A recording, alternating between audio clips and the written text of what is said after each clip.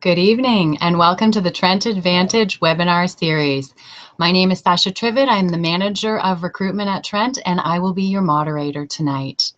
Tonight's topic is business administration. So for all of you who are thinking you might be interested in a business program and seeing where that degree will take you, we have lots on offer for you. So with me this evening is Dr. Kirk Collins. He comes from our business program and he is an accounting and tax specialist, but he's going to speak briefly about the business program in general. So as we're going through the presentation, feel free to be typing in your questions and we will get to them after the presentation. So I guess without any further ado, we'll get started. Welcome, everyone. I'm going to go through a few slides about Trent Business and about what you can expect and some of the advantages I think we have at Trent. So we'll go to the slides now, and as we're going through, feel free to ask questions or type your questions in, and we will do our best to answer them as we go through. So the first one here is just, so that's a little bit about myself. I'm not only a professor in the program, also the associate director. I look after the accounting specialization. My background is also in finance, so if you have any accounting and finance questions, I'm sure I can answer them, as well as some of the administrative stuff. A bit about our program. Our program is one of the bigger programs on campus. We're also growing quite rapidly at the moment. There's some numbers there. I think one of the interesting things about being a big program or a large program at a medium-sized or small university is that, you know, one of the nice things is we tend to get resourced quite well. So in terms of being able to engage students in new programs, innovative programs, new learning opportunities, whether it's experiential learning, whether it's internships, whether it's engaging in networking opportunities with, the greater Peterborough business or even Toronto or Ottawa. I think we have those comparative advantages due to location and due to size at the university. So, we're able to provide a number of things that you would see at larger institutions, at larger business schools, but on a personal level that allows for and certainly promotes engagement with students and with faculty. The small classes, I think, are one of those things that not only set us apart, but I think one of the things that when you're thinking about where should you go to university, we're able to provide, as I said, a number of the same avenues that you would get at larger business schools. But what we tend to do is we tend to put students through in what I like to call cohorts. So if you started in 1 year, we don't have 12 sections of the same class. We might have 2. We typically have 1. So students are able to kind of get used to not only faculty and instructors, but also their peers. We have a fairly strong and fairly healthy Trent Business Student Association. They've won awards in the recent past. We send students to case competitions. We send students to conferences. We're able to do these kinds of things on a level that I think larger business schools do, but on a scale that we understand and can kind of personalize and engage that learning on a more intimate level. Some of that in the third bullet there, I talk about options to personalize your education. We'll get into that. One of the nice things too, I think, is we are a university that's been recognized a number of times as being fairly highly ranked, certainly #1 in Ontario, now #2 in Canada. These things I think are indicative of the types of education you can expect at Trent, but and in business in general. One of the great things and one of the nice things about business here at Trent is with with numbers 2 and 3 on this slide, you'll note that there's joint majors. One of the things that we tend not to see to any extent really at other institutions, at other universities, is students that are able to take business and something. It tends to be that once you're in a business school or once you're in a program, you're in that program exclusively. At Trent, one of the nice things that we can do is we can give you business and something. So you'll note that there's business in arts, there's business in science, and I teach a first-year accounting class, and we get a number of students, in terms of biology, in terms of nursing, and other disciplines that are looking to supplement or provide at least some degree of exposure to business in addition to something else that they feel is worthwhile in studying. And we also have the same breadth in terms of specializations that you would see at a number of other institutions, as I've mentioned. But so we're really, this kind of full service business program at a level that's, very intimate, very personal. We get to know students. I've taught many of my students in fourth year, probably 3 or 4 times throughout the years. So, they understand me, I understand them. We can do different modalities in the classroom through different learning opportunities, whether that's online, whether that's taking students to Toronto and talking with people on Bay Street, whether that's bringing students or bringing other experts in from the business community. We're the geographical location, and as I mentioned earlier, the resources allow us to kind of do that. So on the slide now, you'll see that we've got a number of specializations. We're adding finance this year. So we basically have accounting, HRM. So those two are pathways, if you will, into careers that allow for designation. So the accounting designation, the CPA, we're approved at Trent. The HRM specialization in combination with the postgraduate certificate allows students and prepares students to write their CHRP. And we've got a number of other ones there that are forthcoming and on their way in terms of graduate programs for those who might be interested after their undergrad. So we can get to a number of those things, and it allows us to kind of, I think, hit many of the markers that students want and students demand. The other thing that we often hear questions about are the internships. And the ability to do different types of learning. As I've already mentioned, we have courses. I teach a course right now in that's exclusively case-based. We have simulation challenges in our finance classes. Many of the classes have either projects or presentations or both. Some will even run competitions or presentations on weekends to the business community that we have in and around Peterborough, as well as people from Toronto. So you get to be engaged in a setting that allows you to ask questions, encourages questions, and it's on a level that I think many students are interested in having once they're at that post-secondary level. The internships are popular. We have many internships in Peterborough and the surrounding area. Apparently I can't tell you what the internships are for privacy's sake, but I will say that in a general sense, we've got major financial institutions, from banking and accounting. We've got many marketing opportunities through a number of venues. Trent is a great path for a lot of students who want to go into those kinds of things. You can even do what we're doing right now in terms of these kinds of webinars and these activities that we can do. There's a number of possibilities to study abroad.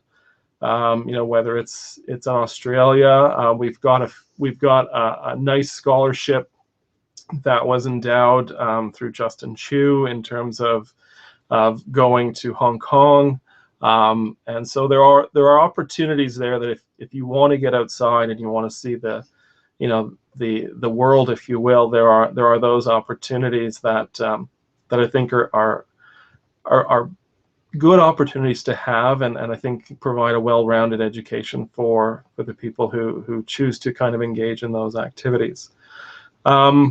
Beyond that, I think with respect to the instructors and with respect to the administrative support and faculty that we have, I think a lot of students consider us very friendly, very forthcoming, very personable. I, for one, have my door open all the time and encourage students to stop by. I think, being able to talk to students who are learning and engaging in that kind of activity helps us get to know you. And then when it comes time, ultimately to get a job, we're able to speak on a level that I think a lot of other institutions simply can't, because not only do we know you as a student, but we kind of know you as a person, and those things I think are very valuable. And I'll try and be quiet now as we kind of go through and hopefully get some questions. Okay, well, thank you, Kirk. That was very informative. I know a lot of students that are considering business want to know about co-op and the placement opportunities. So you mentioned the internships and some of those upper year courses. Would they be considered co-op courses? So so we don't have what would be classified as a co-op. So a co-op would tend to be, you would stop your education and you would basically go on a term outside of the university, where what we do is we offer internships. So you continue your degree of study, and while you're studying, you enroll in this internship course, and this internship course provides the means with which to get a job, or students can take it upon themselves to suggest placement opportunities that the university will vet. But the internship role is to basically, you get a credit, so you continue your learning. It allows you to graduate with your peers. It allows you to maintain the same timeline that you would have started at. It doesn't put you behind a year, and that's basically where the internship co-op, I think, difference lies at the moment. Okay, and then what kind of placement ratio is there for internships? If you apply for this course, can you take it and do an internship? Is it competitive? Yeah, so the way the internship works is you join a course, or you enroll in a course, and then what'll happen is you'll basically do interviews. There'll be, let's say there's 25 placements in the term, and there's 15 students. It's basically a competitive process. Students will pick and apply to the ones that they feel are up their alley, or up their interests, and then the employers will basically bring them in. It's all done on campus. We'll bring them into one of the rooms. They'll interview them, and ultimately the employer will make that decision on who they want to hire. As far as I know, the placement for students in the internship is 100%. Does everybody get what they, their first choice? I mean, that's hard to say, because a lot of the good ones are competitive, but that's not to say that if you get your second or third choice, it's still not a great opportunity to learn and to basically get some experience. Yeah, 100% sounds pretty good to me. Okay, another question, and this one's a little bit more specific, from Stephanie. She is interested in business and arts, so the joint major, and she's wondering, can she add marketing courses into that? So you can, yeah. So there are a number of, I guess the short answer is yes. There's a number of ways to do that. It would depend on exactly how you went about doing that. I mean, so if you were doing a joint major, you can take a number of marketing courses. I think marketing courses for us starts in the second year. And you could do, I mean, there are, so there's online marketing, there's retail, there's branding. So there's a number of courses that you can take in terms of being able to specialize, if you will, without necessarily covering all the courses for the specialization. We had a girl do fine arts and business, and it worked out brilliantly. Her parents owned a gallery, and she got business experience while being able to kind of follow a passion in art. So it worked out extremely well. Very interesting. Okay, so just to go back to the internships, a question from a student who is interested in both campuses and wondering at the Durham campus, are there internships available at Durham, and are any of these internships paid? How does that work? So I guess the internships are by definition unpaid because you're taking them for credit. Now that's not to say that some employers don't necessarily offer a parting gift or a parting stipend to some of their students who they feel are they would like to see back, or they'd like to hire, or they've gone over and above. But essentially, it's part of your education, so you get a credit for it. It's included on your transcript. And you can do it at both campuses for sure. I mean, if you want to do it in Durham, you can do it in Durham.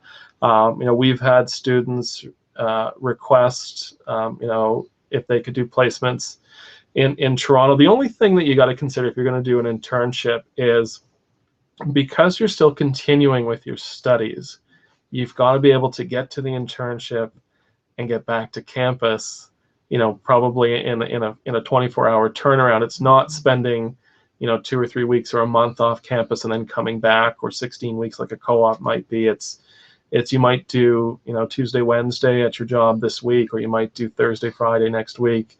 So it's in essence, you've got to do, I think, per term right now, it's 100 hours. And that's worked out. I mean, you can call that 1 day a week, 1 8-hour day, for 10 or 12 weeks, or you could do it in a little bit more of a condensed manner. But you still got to continue with your studies. So that's the only, I think, constraint that I would consider mentioning if you're looking at that kind of thing right now.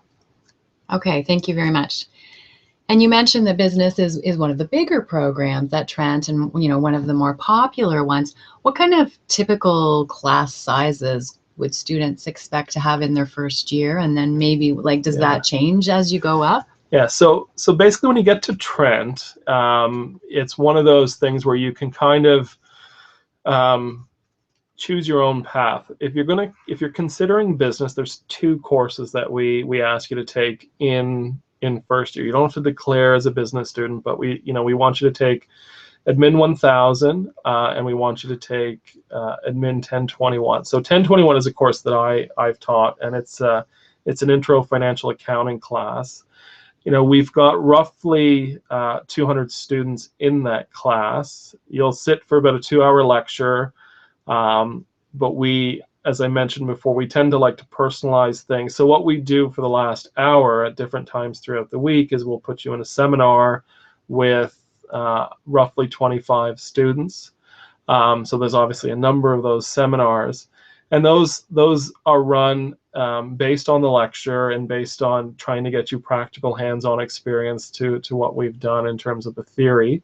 The Admin 1000 course is pretty much the same. It's a general kind of management course that you get a broad brushstroke of what you're going to see in a business education.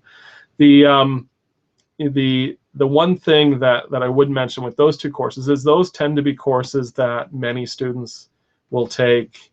Our courses tend to get smaller at the second year, certainly at the third year level. And in those courses, it really depends on what you're in. Accounting right now is probably the most popular. And my class, so I've got an advanced financial class right now sitting at about 20 students, and I've got a tax class sitting at about 48. So those would be considered large. Certainly the 48 would be considered large in the upper year. But that's just based on the nature of the demand. In other courses, whether if you went into marketing, if you went into leadership and entrepreneurship, they would tend to be, in that kind of 20 student vicinity, at least when you got up to the upper years. Well, that's awesome. Access to faculty, 20 people in a class. Yeah, that's really great. Okay, a couple of questions surrounding business and arts and business. So if a student has been accepted into the straight business administration program and has also been accepted to business and science, What would be the difference? How is Dylan going to make that decision which way to go, and would it impact job opportunities? Yeah, it's a great question. This is kind of a comparative advantage personal preference question that's difficult for me to answer, but let me give you a bit of a sense of what would take place. So essentially you get accepted to Trent, and with respect to business, if you want to do business, you can start by taking those two courses. We have students shadow. So if you're like business arts, business science, say you want to go into environmental science and you're not sure whether you want to supplement it with business or vice versa, there are certain courses. If you take admin 1000 and admin 1021, and then go and take your other 8 half courses in essentially whatever you want, as far as we're concerned, you've got the prerequisites to go into business in second year. And then if you do that again in second year, there's about 4 or 5 courses. It gets a little bit more in terms of the prerequisites that we require. You can again say, okay, well, maybe I don't want to go into business exclusively yet, but you can still make that decision in third year and not be behind. So you could do that Dylan, with respect to science, business and science. I think so we've got, to speak more about the impact on job opportunities, we've got some stuff coming out now with respect to postgraduate certificates. And those are essentially, you've gone and you've done a degree, let's say in science, and now you want to supplement with, a greater degree of business understanding, whether it's, maybe you want to learn more about patents, or maybe you want to learn more about running a business, entrepreneurship, or those kinds of things. We see a lot of that from science. So a lot of the postgraduate certificate stuff is being subscribed by science students. At least we find it right now. Could you do that as an undergrad, kill 2 birds with 1 stone? In essence, you could. I mean, it's not a difficult thing to do. It's just a planning exercise. We've got some great people that'll help you plan those kinds of things if that's what you want to do. And so, would you have a comparative advantage on the job market in graduating with something like that? It's difficult for me to say. I think the answer is yes. I think we've seen the answer to be yes. It's one of those things that allows you to get, some acumen from the business profession, as well as maintaining, ties to the scientific community. And we certainly see a lot of science based or environmental based companies, in the incubator here in Peterborough, and a lot of startups kind of go that direction. So there's a number of people who've kind of blazed that trail that I think you'd find advantageous if that's a route you wanted to do. Okay, thanks. And then, so on the flip side, the other joint majors, the arts side, yeah. Elaine has a question. Can you tell us what arts programs would combine nicely with business to make up that joint major? Wow. Do you have a sense what a great question, and then are these joint majors available at Durham as well? The Durham campus? Yeah, so the Durham campus has, I think, and somebody can help me out here, a number of possibilities in terms of joint majors. I'm not sure it's to the same extent yet, Elaine, that it would be on the Peterborough campus. It is quite extensive. So there are possibilities to do like history and English. I think women's studies is down there as well.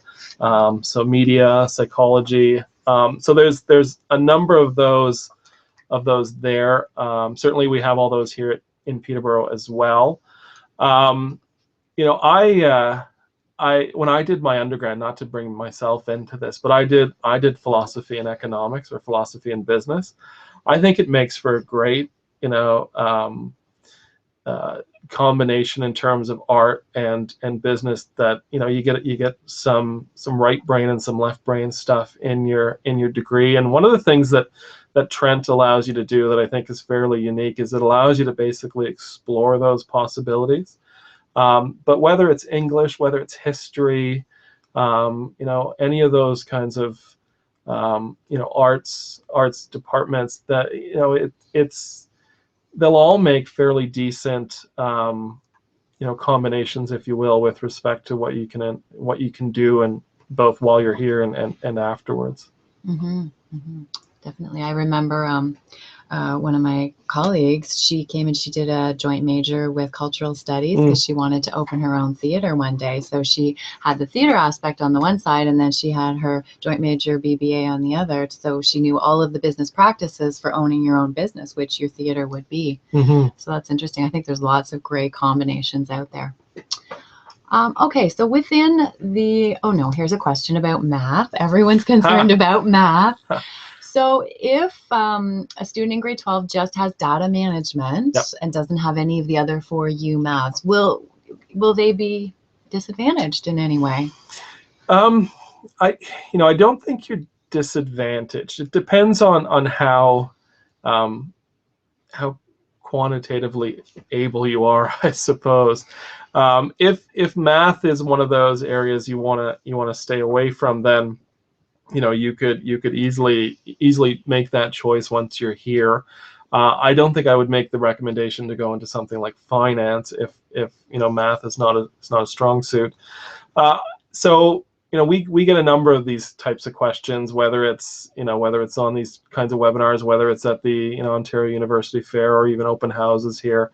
I don't think you're disadvantaged. I think you'd be disadvantaged if, when we asked you to take a math for business course, if you didn't put your best foot forward. I mean, a lot of those courses are designed to allow you to succeed, later on. I'll tell you, when I was an undergrad, and we had to take math, and we had to take an econometrics, a statistics course.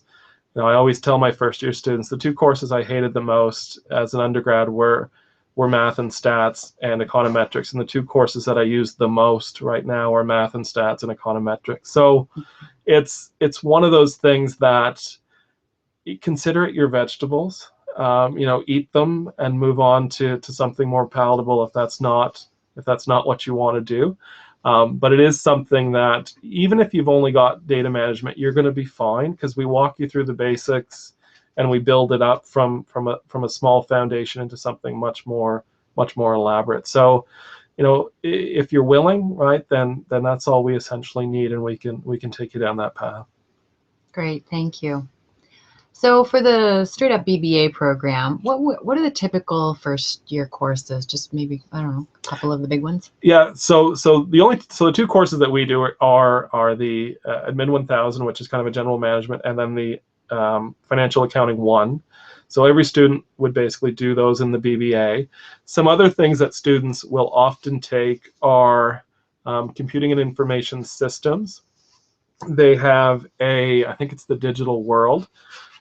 If you're considering going into, let's say, accounting, my area, we would recommend you do it in first year, because the second half of that course, and I forget the name of it now, data management or something like that, is required for the CPA.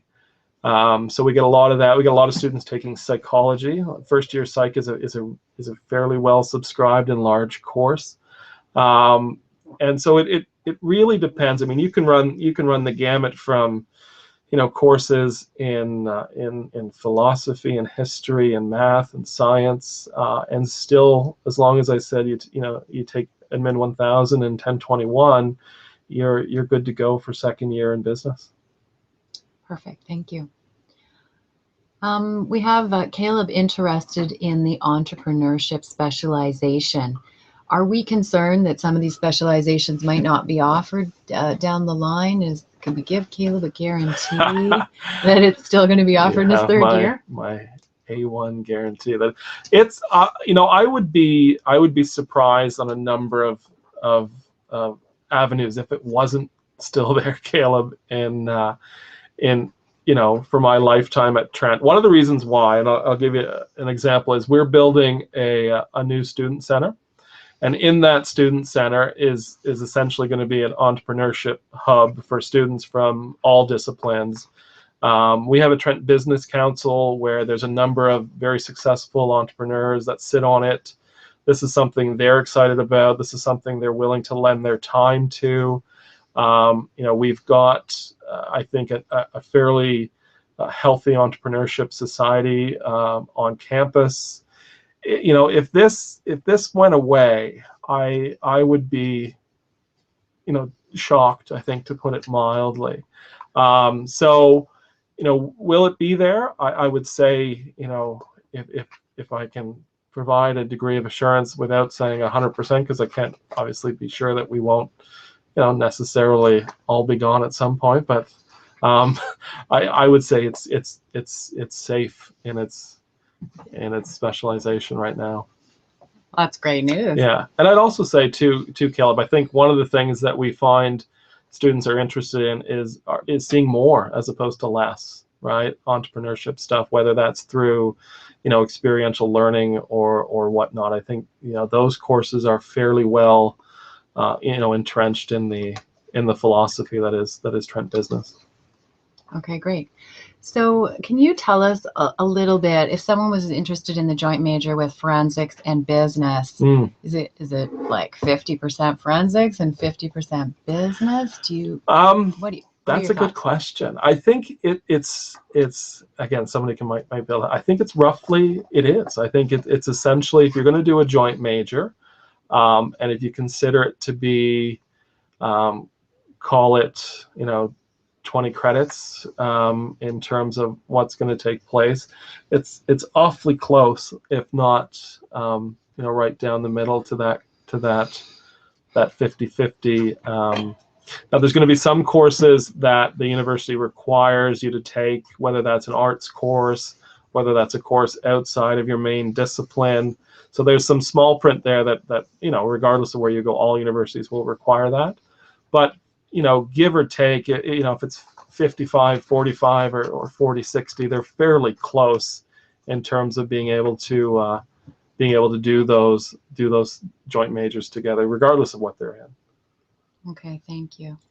And just to respond to Elaine's question, she was asking about the joint major between the arts and business, and wondering if fine arts was a possibility as a joint major with business. And I know we don't offer a fine arts degree at Trent, but some students interested in pursuing the arts might be interested in pairing cultural studies with business. And within the cultural studies program, there is a fine arts component, specifically within the area of visual arts, cultural theory, like media, film, theater, music, and creative writing. So there's kind of a variety of different arts all together within that program, and a very sort of critical thinking and looking at the world and how culture impacts us and how we impact cultural. So when I mentioned earlier that my colleague had done, she did the theater piece, it was cultural studies and business that she partnered there. So Elaine, that might be a possibility for you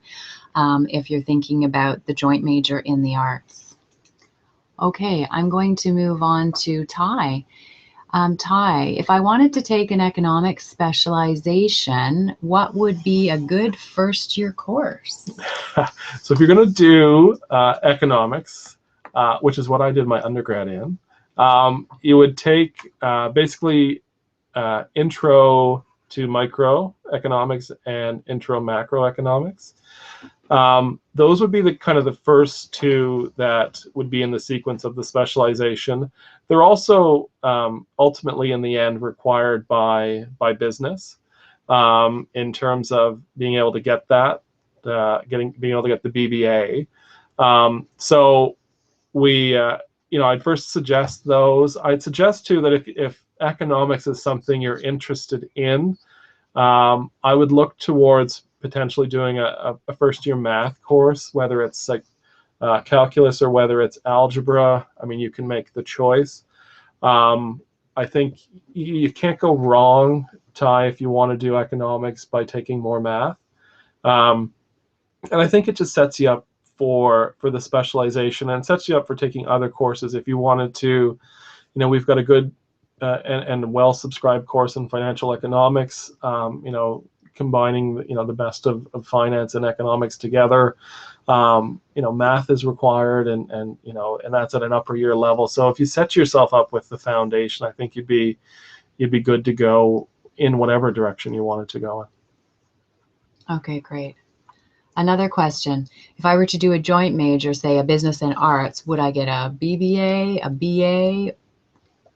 Oh my God.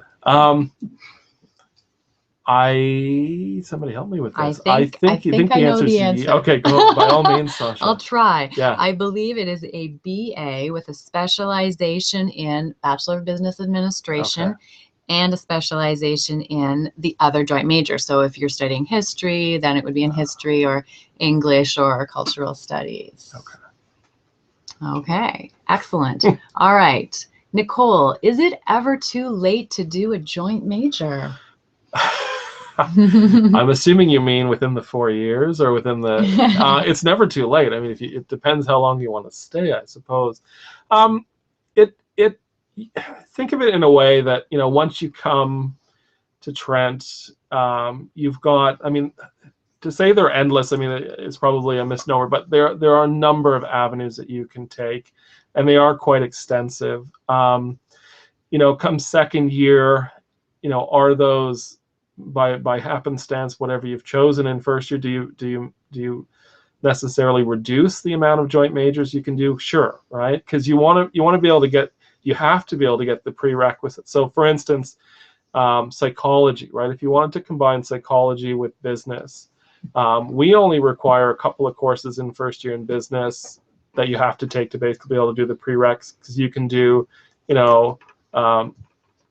intro, micro, and macroeconomics in second year if you wanted to. You don't have to do them in first year. But with something like psychology has a lot of prerequisites. So you got to make sure that if that's something you want to do, that when you're choosing your courses in first year, that you take the psych courses so that you don't necessarily eliminate the possibility that for that joint major, if that's what you want to do, to be done in the 4 years. So, I mean, it can get too late to do that. But that being said, there's a number of creative people in admissions and in counseling here at the for academics that they can do a number of great things to get you where you want to go. And whether that's, listen, if you take the summer course, you're right back on track, or whether you do an overload in this term and you're good to go for second term, they're pretty good at that. So it can get too late, but usually by second or third year, students are pointed in a direction that they want to go in. Okay, great. We're going to jump back to math, because Sure. we know math is a concern. What is first year math course? Is there one, or are there more than one first year math courses? So compulsory, that we don't require first year math. The only thing you have to do is I keep saying this, but it's 1,000. So the general management course and financial accounting 1. So intro financial accounting. So those are the only 2 courses that in business that you have to do in first year, because they're prereqs for the second year. In the second year, you could do, there's basically 2 math courses, and I'm going to lump stats into the math, so that's why there's 2. There's a math for business, and there's a statistics course. Those are the 2 courses that you're going to have to do as part of the business degree to get your BBA. It's we understand, and certainly the instructors in those courses understand, that students are coming in with differential backgrounds in math, different abilities. They start fairly slow, and then they kind of progress to where we'd like to see students to be in those 12 weeks. And you got to, we want students to have that, because I think we tend to get away from the fact that even if you're not going in finance, even if you're not going into accounting has some math, but marketing, leadership, entrepreneurship, all these things have some component in there. It may not have calculus, and I'll agree with that, but those kinds of problem solving techniques can still be used in a number of different disciplines. So I'd say second year, some students wait till third year depending upon their discipline to do those courses, but those are the only 2. So if you don't like math, you get those done, you move past it, and you're through. Okay, perfect. So what about specializations?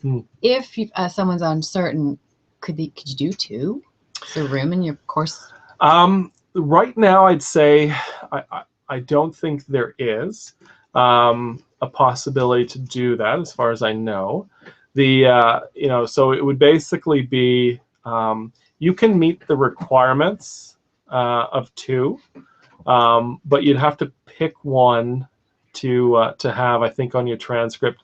Because basically you need to declare when you graduate what you're in, and that would be a box you tick off. So some of the specializations, like accounting, just simply we don't leave enough room. The CPA, governing body requires so many courses for you to have to get what's called your CPA prep that, basically you're in the accounting specialization and that's it. You could do an entrepreneurship specialization and still meet, I think I'd have to see the requirements of consumer behavior and marketing, but you'd have to pick one of those when you graduated. Okay, great. And we have a question from Jennifer about applications and how many students are accepted into. So we get around roughly 1,000 applications into the business program, and we usually give out about 700 offers to that program. So basically what we're looking at for admission into the Bachelor of Business Administration from high school is a minimum of 70% on your top 6 4U 4M courses. So that's in your grade 12 year. Obviously, you have to have your English.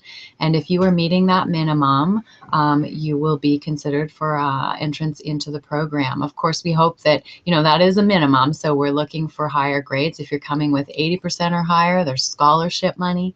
90% or higher, there is full tuition in your first year, and that can roll over each year of your 4 years that's here. Essentially, you could graduate from Trent without ever having paid tuition.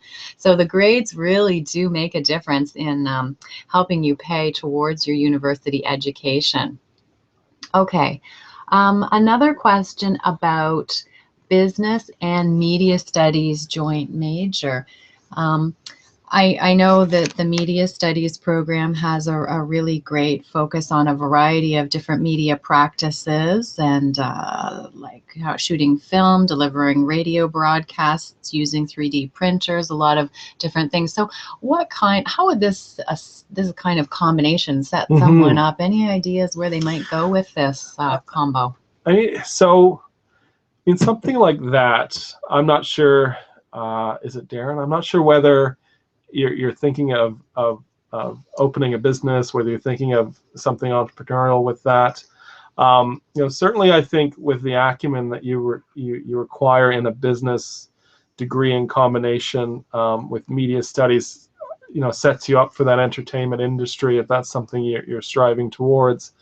Where we see most of our students do joint majors is they want to set themselves apart from graduates in a streamlined program that simply is uniform. So if they go into something like media studies, they want to show potential employers that they have the business acumen to go behind the scenes and not necessarily feel uncomfortable or certainly feel learned in the sense that they can produce, whether it's looking at budgets, whether it's looking at funding opportunities, raising money, talking about marketing.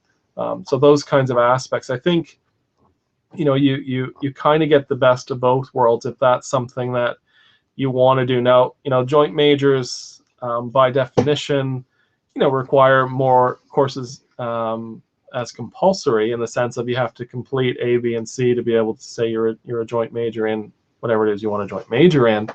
But so whether that's a handcuffing you in a way that says, I can't necessarily go into these other courses, but it sets you up, I think, post graduation to be able to do a number of things that, it sounds like, whether it's entrepreneurial or whether it's in that kind of profession. Great, thank you.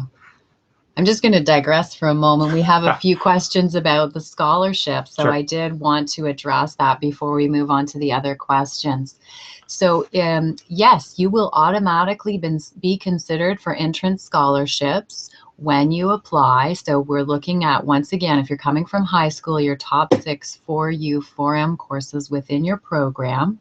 And if you happen to be coming from college, we will be looking at your college grades as well. So for students coming from secondary school, from high school, if you have an admission average of 80% or higher, you're looking at $1,000 each year. If you have 85% and higher, you're looking at $1,500 each year. If you are a Canadian high school student and you have an average of 90 and above, you're looking at full tuition over all 4 years, so long as you stay within that 90% and higher while you're at Trent. If you're coming from college, it's similar. It's $1,000 for your first year, $1,000 for 80% or higher, $1,500 for 85 and higher. And then it's 90 and higher, we're looking at $2,500, 95 and higher, $3,000. So the minimum score that you need to have in your admission average would be 80% in order to be eligible for scholarships at Trent. So that is definitely attainable, and I know we have lots of great students in scholarships at Trent. So it's a great way to help offset some of the cost of your tuition. Okay, so Stephanie has a question about looking at course selections and building timetables. How do students know the required courses for their programs? So Stephanie, basically, I mean, there's different ways to do this. You can look at the course calendar and you can build that, or if it's something that, let's say you're considering combining certain areas and you want to make sure that you've covered off your basis in terms of being able to get into those courses you want to, let's say in second or third year. We have counselors. We have our own person in business that sits down with students to make sure that certain prereqs are being met and to make sure that they're on the path, whether it's to graduate or whether it's to get a certain specialization. So I think there's a number of checks and balances. You can certainly sit down and have somebody help you with your timetable at the beginning. When you're considering if you decide to come to Trent, there are people that are able to do that. I know a lot of students take advantage of it. So, basically, I tell students that if you've got a question and you ask, if for instance, if I don't know the answer, I'm certain I can find somebody who will. And if you ask, there's a number of resources out there to help you along. Yes, definitely. And I know for students coming to Trent in their first year, we do offer like orientation programs over the summer. It's like a one-day event where the student transition team will invite you to come to campus. You can have a tour. Your parents can come with you. You can get your Trent ID card. You can register for all of your courses and get your just get started and get really familiar so that when you do arrive in September, it's all set. You're all good to go. Okay, so let's move on to a few more questions. I do have a question here about grade 12 courses. So for someone who took 7 4U or 4M course and English is the lowest mark, do we include that in the admission average? And no, we do not. For the business program, students coming to Trent, we do not include English. So if your other grades are higher than your English, we're going to look at those 6. They will be the top 6 that we calculate your admission average on. So Dylan, you're all good there. Okay, so talking about courses, by what time would you recommend accepting the offer and choosing courses so that you're not behind on getting your spot? Do it now. Do it. Do it now. Any day is perfect. I think with these kinds of things, it's we're coming to the deadline in Ontario. We know that that's coming up fairly quickly. I think it's on Wednesday. So as soon as that decision's made, you can start to access again a number of resources that will help, I think, mitigate any sort of stress, any sort of anxiety, get all your ducks in a row kind of thing. But this is a big decision, right? I mean, so it's good to take your time, but the sooner you can do these things, I think the more opportunity you have to access the resources that are available. Yeah, and I mean, we know that this Wednesday is the UAC deadline to apply for students coming from high school. So I'm hoping that's on all of your radar tonight. We look forward to receiving your applications. And then when it comes time to actually accept the offer that we give you, June 1st is really your deadline. So you've got lots of time to think about it and consider. The sooner that you accept, the sooner you kind of get the process underway and you start receiving new information about transitioning to Trent and have other questions answered. But don't panic. You don't have to make that decision. You've still got time to apply and time to accept your offer. So one more question about the 4U English. If the 4U English is taken in night school instead of day school, does that make any difference to us? No, it doesn't matter if you're taking your 4U English at night school instead of day school, so long as you're taking it at an accredited institution and it is completely accredited, then you're all good. Okay, another question about residence. When does residence application start for fall 2016? So I'll take that question, Kurt. That sounds good.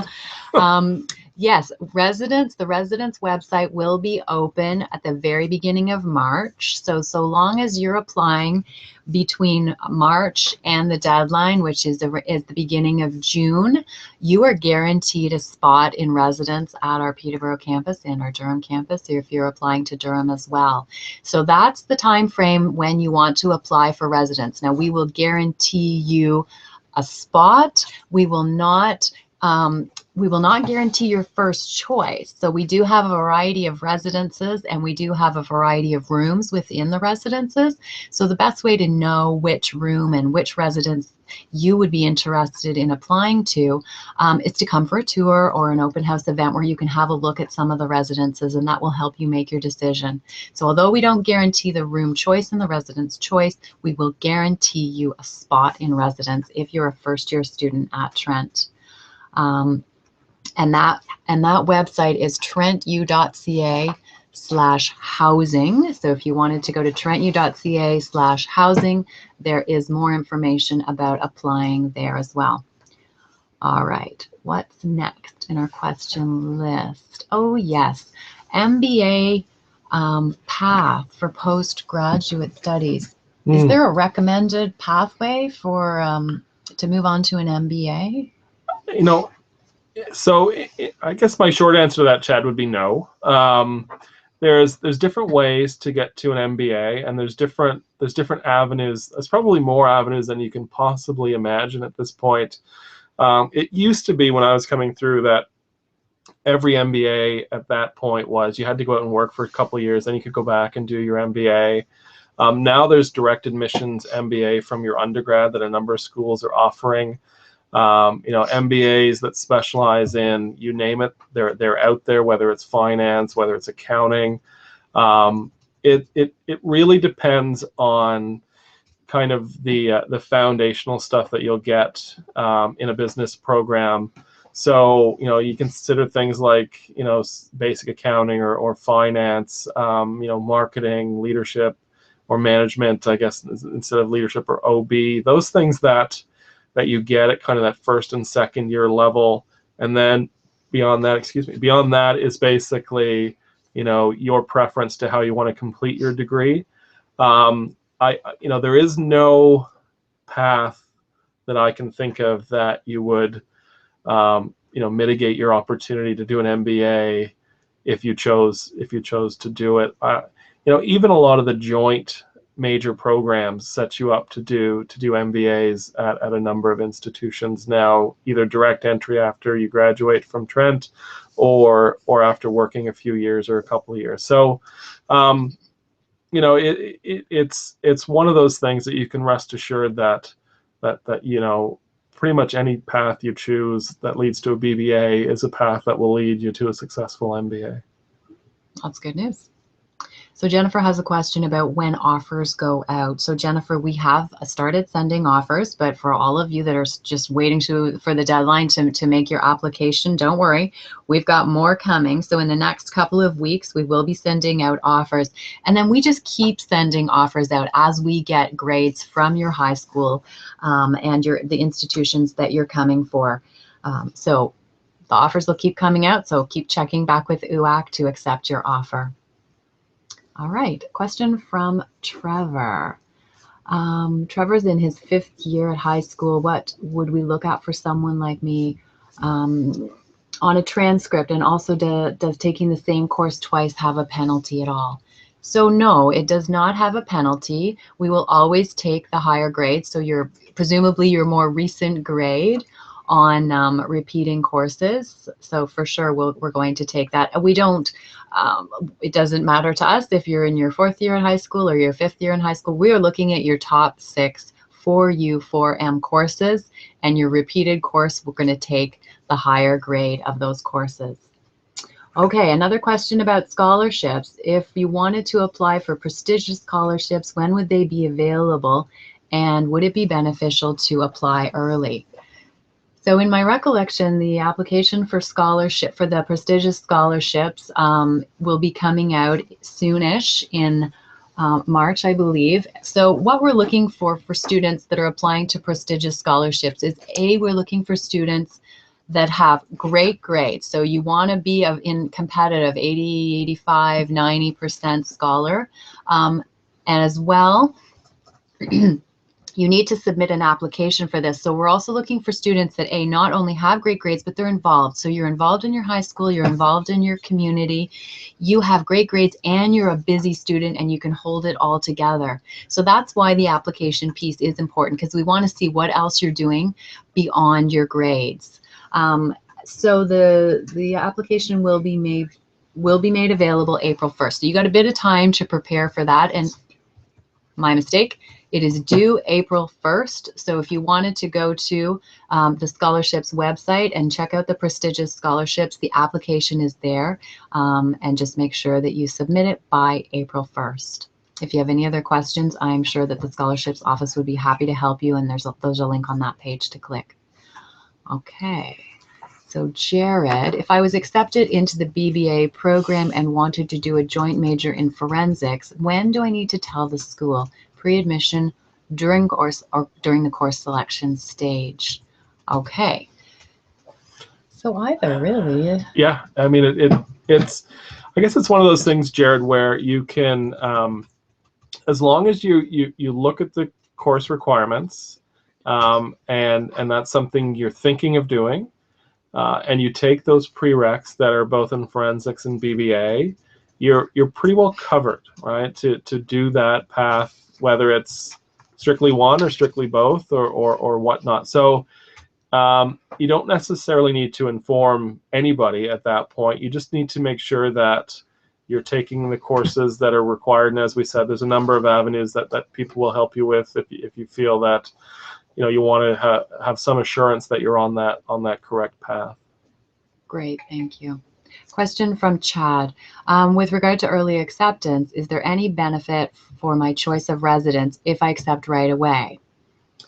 Well, unfortunately, no, Chad. So the trick is, I would say, if you're applying at the very beginning of March when the website goes live, you're probably going to get your first choice. So it's those first few days that the website is open. Students that are applying there have a much better chance of getting their first choice than students that are waiting much later in the spring to apply. So we have like 80% of our rooms are single. There's lots of offers. We have suite style. There's a variety of different rooms available and styles. So my advice to you is just like apply in the first couple of weeks in March, and I'm pretty sure you're going to get what you're looking for.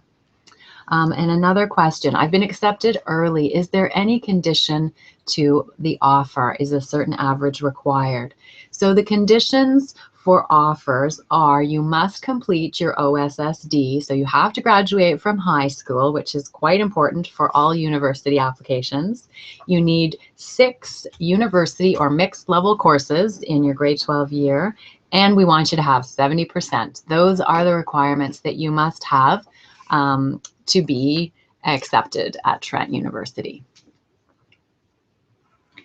Okay. Any other questions here? Are we caught up to date? I kind of feel like we're caught up. If I'm accepted to the BBA program, I want to do forensics. When do I need to No, we've answered that one already. We got Jared's question. Are there any more questions for us today? This has been a great webinar thus far. I want to say thank you so much, Kirk, for joining us today and answering all of these difficult questions. Oh, you got my glasses there. Okay, so I want to say thank you so much for joining us today. And if you haven't been to Trent, we have really great opportunities coming up where you can come and visit. So we offer campus tours Monday to Friday and most Saturdays at 1 o'clock. You can sign up online for those. We do have some Tours Plus coming up as well. So it's a tour and a little bit more. You can sit in on a mini lecture as well, given in a variety of, from a variety of different disciplines. Those are taking place February 3rd and February 5th. So lots of you will be on PA days at that point because that's kind of the end of your exam schedule. So we thought we'd offer some additional tours events at that time. And then of course, coming up for the March break week, we do have open houses at both campuses. So if you're interested in our Durham campus, that's going to be March 16th. If you're interested in the Peterborough campus, that's March 18th. And I just wanted to mention one more thing with regard to a free tuition offer that we have. So if you're coming to campus, every time you come to campus, we will automatically enter you in a draw for free tuition. So the more often you come to a campus event, the more often you'll be entered into that competition, thus, you know, raising the chances of you getting free first year tuition. So that would be a great win for somebody, definitely. Any final words for us about BBA? No, Kirk Collins at trentu.ca. If anybody wants to reach out, feel free, please. Happy to answer any last minute questions. Hope we've helped, and best of luck in your decision. Thank you. Best of luck in applying on the Wednesday deadline this week.